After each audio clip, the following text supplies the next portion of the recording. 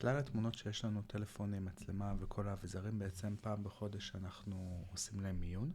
עכשיו אני אראה איך עושים את זה, ואנחנו עושים את זה בעצם לפי פרויקטים. אז פה זה בעצם פרויקט של נטע מטיילת, שבכל פרויקט יש לי 3 תיקיות. תיקיות תמונות מוכנות, כלל התמונות שקשורות לפרויקט לפי תאריכים בתיקיות מוכנות בעצם, שזה כבר לאחר עיבוד גרפי בסיסי, משתדלים לא לאבד את זה בצורה מוגזמת, אבל זו דוגמה למשל. ותיקיית תמונות למיון, שאלו בעצם מה שנשאר, אני כבר עשיתי הרבה מאוד מהמיון, כלל התמונות שבעצם צולמו בחודש האחרון או בתקופה האחרונה, תלוי בכמות. משתדל לא לצבור יותר מדי תמונות, כי אחר כך זה פשוט נהיה הרבה מאוד עבודה למיין את זה. ותמונות חדשות לעיבוד, שזה בעצם תיקיות שבנויות לפי התוכנה, שזה תמונות שעכשיו נמצאות בדרך לעיבוד. אז נלך רגע לתמונות למיין. אני רגע אוסיף פה תיקיית משפחה, כי ראיתי שיש כמה תמונות כאלו. משפחה, קיץ. אוקיי? עדיין קיץ, ספטמבר, אבל זה לא משנה. אז אני בעצם עכשיו עובר תמונות וגורר אותם, אני מזהה את התמונות, אני יודע לשייך אותם לתמונות. אלה תמונות של נטע ומשפחה והכל, אז אני שם את זה בעצם במשפחה קיץ. אני גם את התמונות האלה אקח לאיבוד, אבל פשוט אני לא אשייך אותם לפרויקט של נטע מטיילת, אני אעביר אותם אחר כך לפרויקט המתאים. אז אני בעצם עובר ככה, שאני מזהה מקבצים, הכי קל לי, יכול להיות שיש שיטות יעילות יותר לעשות את זה, יכול להיות שיש פחות, ואני פשוט ממיין את זה לפי הטיולים ולפי כל הפעילויות. אפשר גם לעשות פשוט תיקיית לא ידוע. אם יש תמונות שעושים שאנחנו כרגע לא יודעים לשייך אותן, פשוט לשים את זה בלא ידוע.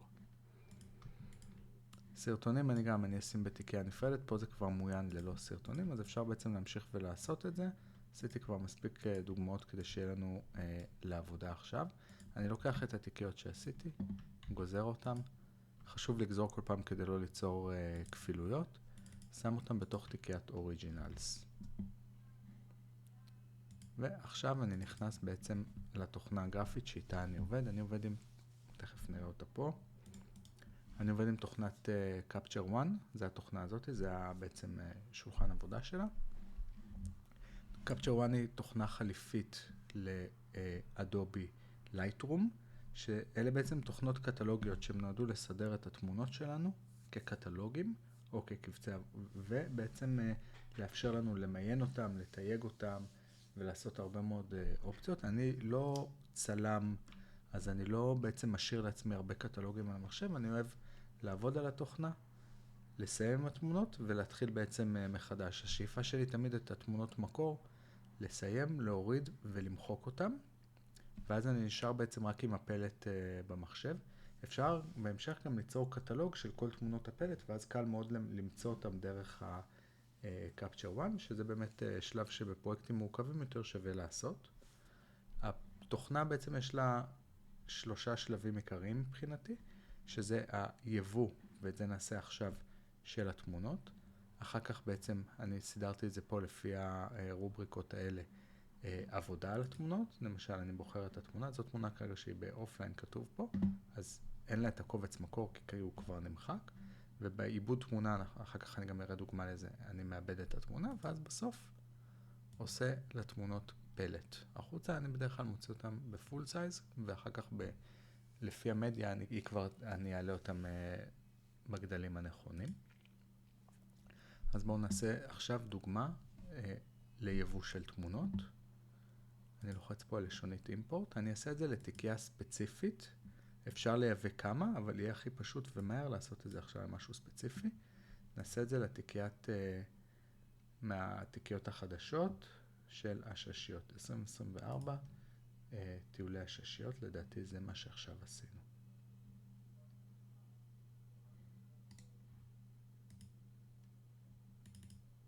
אז אני בוחר את התיקייה, עושה לה אימפורט. אני לוחץ על Include Subfolders אם יש שם, ואני לוחץ על Exclude Duplicates, כדי שלא יהיה לנו בעצם תמונות כפולות בעבודה, ואני לוחץ על Import All. אני יכול ללחוץ Take Me There, הוא ייקח אותי לפה, הוא יראה לי לפי תאריך את התמונות שהכנסנו, סך הכל 102 תמונות. מה שעוד אני עושה, פה באוריג'ינלס, כפתור ימני, add a folder, ואני אוסיף את התיקייה הזאת שהוספנו עכשיו, היא תתווסף לנו פה, ואנחנו גם נראה את 102 תמונות בתוך התיקייה הזאת.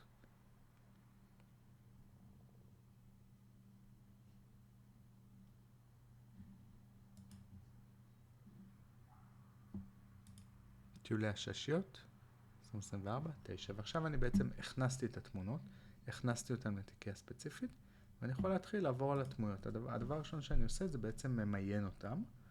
עם החצים אני יכול ללכת ימינה ושמאלה. תמונות שאני אוהב, אני לוחץ על ספרה 1, זה נותן להם כוכב 1, אוקיי? ואלו התמונות בעצם שאני רוצה לשמור, ובעצם לעשות איתם שימוש בהמשך. ככה השיטה מצאתי הכי מהירה בעצם למיין, מיון ראשוני כזה של התמונות. אני אעשה את זה זריז רגע. גם זאת יפה. אז סימנתי לעצמי כמה תמונות כמספר 1, ואני יכול לעבור עכשיו לפילטרס, לפה לרובריקה הזאת, ואני רואה פה את כל התמונות שסימנתי בתור מספר 1, נניח ועברתי על הכל, ובעצם את שאר התמונות אני לא רוצה. אז אני בוחר פה את כל מה שמסומן בכוכב, אלה התמונות עליהם אני אעבור, מה שבדרך כלל אני עושה, עוד פעם, תלוי בחשיבות של התמונות, אם זה תמונות מאיזה טיול לחול, שזה אירוע חד פעמי, הן מאוד חשובות, יכול להיות שאני יותר זהיר ואני לא אמחוק אותם ישר, אבל בדרך כלל מה שאני אעשה זה אני אסמן את התמונות האלה שהן מסומנות כנן ואני פשוט אמחוק אותם. טיולי הששיות זה בעצם הפעילות הקבועה, אם 1 או 2 שאפשר היה לשמור נמחקה, זה לא נורא. אז כרגע אנחנו נשארנו בעצם עם תמונות כוכב 1, אפשר לעשות עוד פילטרים לתמונות שממש אהבנו ואנחנו ממש רוצים לעבוד עליהן והכל, אבל פה אני פשוט עושה כן או לא, וכל מה שנשאר עם כוכב 1 אלה תמונות שעליהן אני רוצה לעבוד. אני בוחר רגע את כולם בתור התחלה, ולוחץ פה Auto Adjust, הוא ייתן לנו איזושהי ברירת מחדל קבועה לעבודה, ומפה עכשיו אני עובר לשלב של עבודה גרפית על התמונות. ואני סידרתי את כל הפאנלים האלה פה, ויש הרבה, לפי סדר החשיבות של העבודה. בדרך כלל לתמונות האלו, הרובריקה הראשונה שנתחיל לעבוד איתה זה High Dynamic Range, שאפשר בעצם את ה-highlights לעלות ולהוריד. נראה לי שלעין יותר נעים קצת להוריד את זה. את הצללים אפשר להקהות ממש או להבהיר. ומה שמתכתב עם הצל זה בעצם הצבע השחור. אני יכול להדגיש את השחור, אני אוהב לעשות את זה. להוריד את השחור למטה, אבל דווקא את הצללה עצמה לעלות, ואז יש לנו יותר פרטים. אפשר לראות פה את זה למשל על הראשים שלהם, על המכנס פה ועל הכל. Clarity זה בעצם עושה לנו את האפקט הזה של הקונטרסט שמבליט מאוד את הצבע. אפשר טיפה להוסיף את ה-Clarity וה-Structure, תלוי באיזה תמונה, פה לא כל כך שמים לב להבדלים. נעשה דוגמה נוספת ואז אולי נראה את זה. Exposure בעצם, כמות התאורה, צריך לשים לב לא להעלות את זה מדי, גם אם זה נראה יפה, כדי בעצם לא לעשות לאנשים כאב בעיניים. בסוף אבל במדיות החברתיות והכל, הן טיפה מורידות את העוצמה, אז אפשר טיפה לעשות מעל העוצמה שרוצים. אבל גם זה לא צריך להיות יותר מדי מעובד ומעוקצה.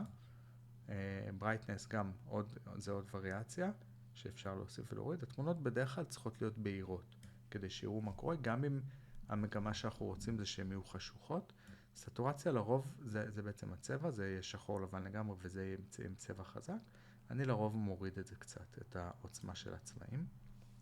White balance זה בעצם איזון הלבן, אפשר לבחור את הפיפטה, לבחור איזשהו צבע לבן כזה, אבל צריך לשים לב שלא לבחור הברקות כמו פה, אלא לבחור נקודה כזו, ולרוב זה מאזן את הצבע. במקרה הזה זה לא כל כך עשה כלום, כי יש פה צבע צהוב מאוד שולט, אני אחזיר את זה רגע לפה.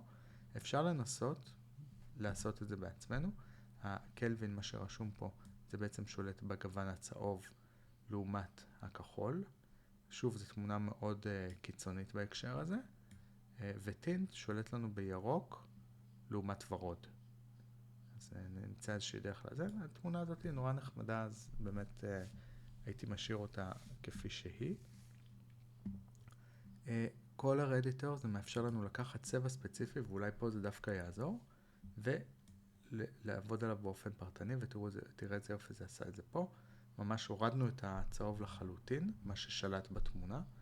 אני חושב שאני כן אשאיר, אבל זה אפילו יותר מדי אם נסתכל על החולצות הלבנות פה בחלק התחתון. אני אוריד את זה עד שנראה שהחולצה עצמה כבר איבדה את הצבע השולט, וזה ממש די יציל את התמונה הזאת.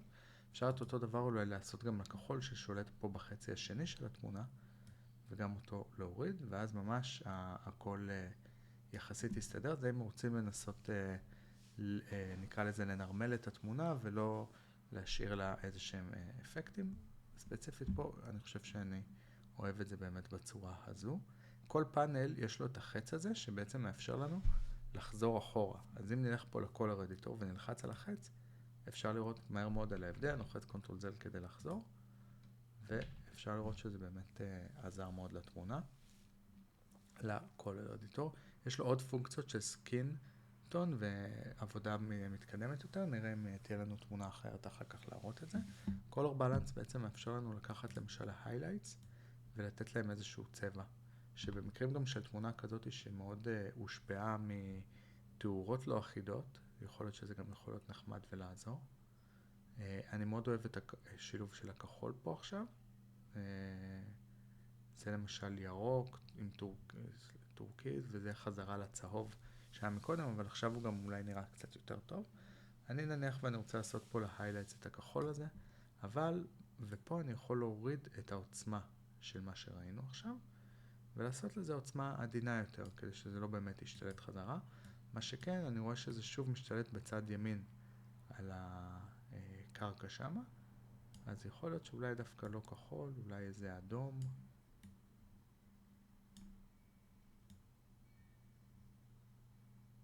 משהו כזה. וגם אני יכול להבהיר ולהקות שוב את העוצמה, וזה גם משנה מאוד את התמונה. אז נניח שזו התוצאה בהקשר הזה. נמשיך לרדת למטה. ב-levels יש עוד משהו שיכול לעזור לנו, שאנחנו בעצם פה יכולים לתת את האפקט הזה של פייד כזה. אם אני מסיע את העליון בצד שמאל, ימינה, את העליון בצד ימין לרוב זה יתקן לנו את התאורה, ואז פה במרכז זה עוד דרך לאזן את הכל. וגם פה. יש לזה עבודה אחרת לגמרי בתמונות שהן יותר מאוזנות, אבל במקרה הזה זה גם מאפשר לנו קצת לתקן את התמונה, כאשר אפשר גם ללכת פה לפי צבע, וממש להבליט ולהחליש צבעים מסוימים, ויש איזה אפקט מאוד חזק בהקשר הזה.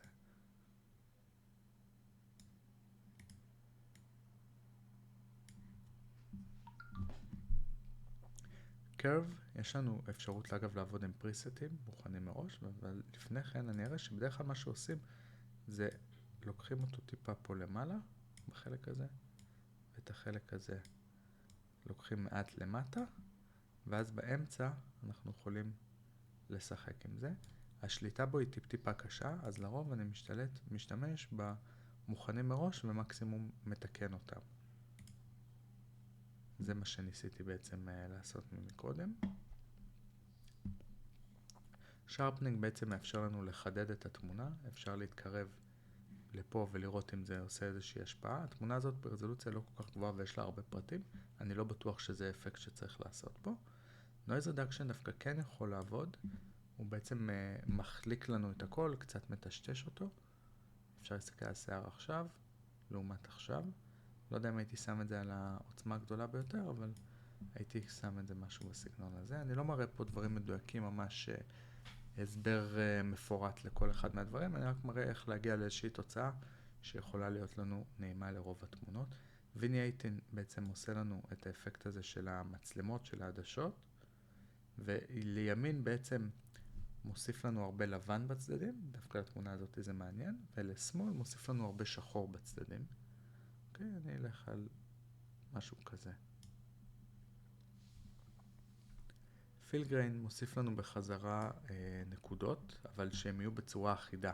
זה לא נקודות שבעצם מעידות על חוסר תאורה, אלא נקודות שהן בעצם נותרות איזשהו אפקט אחיד לכל התמונה.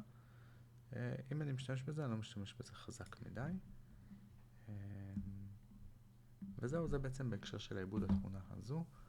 אני יכול גם, למשל, אם יש תמונה שאהבתי, לרוב סטים של תמונות יצאו מאוד דומה בהגדרות שלהם.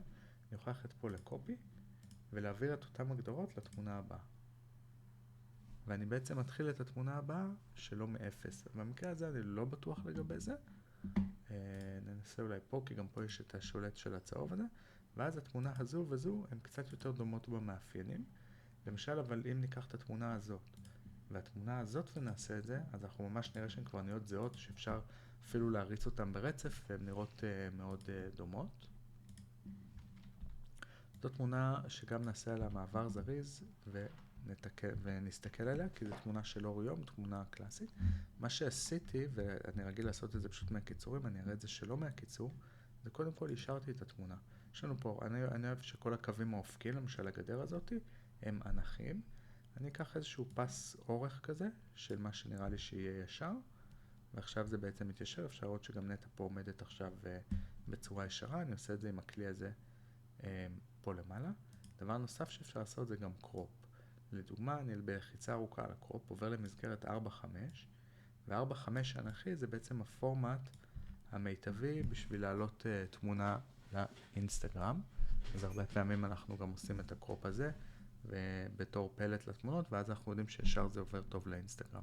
אפשר לעשות בכפתור ימני, אם אני לא רוצה, הבעיה בתמונות לאינסטגרם זה שאני מאבד המון מידע, אז אני בעצם יכול לעשות קלון וריאנט, בכפתור ימני על התמונה, ואז פה אני, אותה תמונה בדיוק, נותן לה מסגרת אחרת של קרופ.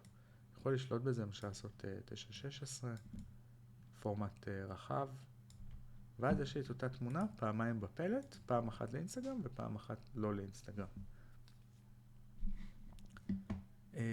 נמשיך. גם פה אפשר לעשות את כל התיקונים האלה, כאשר אפשר לעשות גם תיקון אוטומטי להכל, וזהו.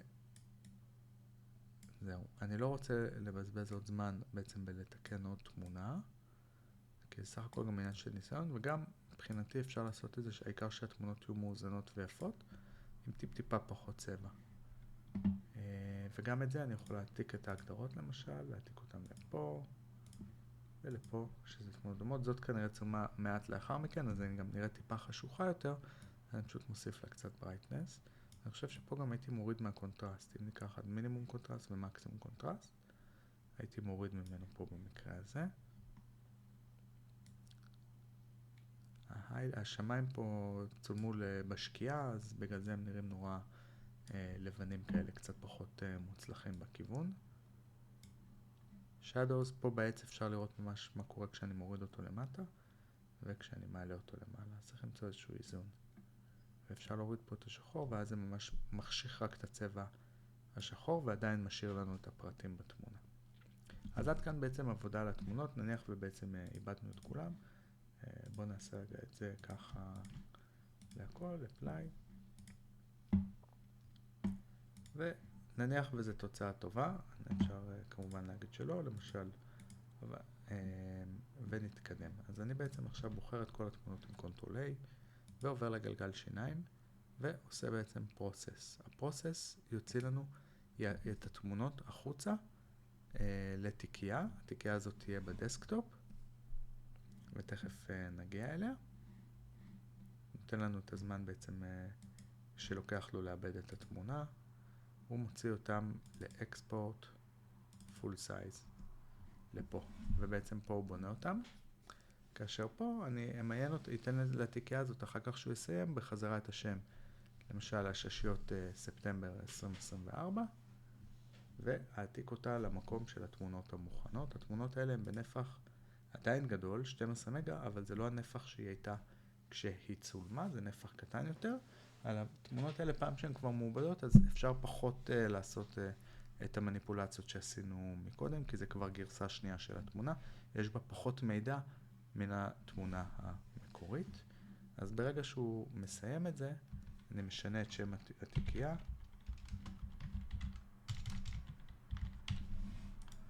וגוזר אותה למקום הנכון.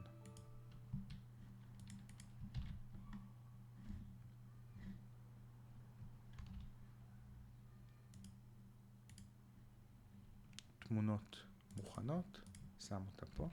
משתדל לתת שמות שאחר כך אני אזכור איך לחזור לזה, למקום הנכון. ובעצם ככה אנחנו עושים את כלל המיון והעיבוד הראשוני לתמונות. כאן קצת מיהרתי, אז עשיתי באמת עיבוד קצת אולי חזק מדי. עדיף להישאר בדרך כלל, אנשים יותר אוהבים שזה בצבעים המקוריים, עם פחות פילטרים וכל מיני דברים. נראה דבר נוסף אחרון, למשל שלתמונה, אפשר גם, יש מעין מתכוני התחלה נקרא לזה, שזה בסטיילס ופריסט, יוזר סטיילס, יש פה 3 עיבודים לתמונה, נבחר רגע את התמונה הבודדת, שלפעמים עוזרים ככה לתת איזשהו מענה מהיר יותר לצביעה, לפעמים כן ולפעמים לא. אפשר להשתמש בזה, אבל זה גם נותן קצת גרפיקה לתמונה שיכולה מהר מאוד להיות מוגזמת. זה בעצם נקרא כל העולם הזה של פילטרים לתמונות ופריסטים, שאמורים לתת לנו איזושהי האחדה גם לכלל התמונות. אישית אני פחות משתמש בזה, עדיף לשים את התמונות כמו שהן, אבל בהרבה מקרים זה יכול לתת לנו איזושהי התחלה יפה ללא מאמץ. וזהו לבינתיים.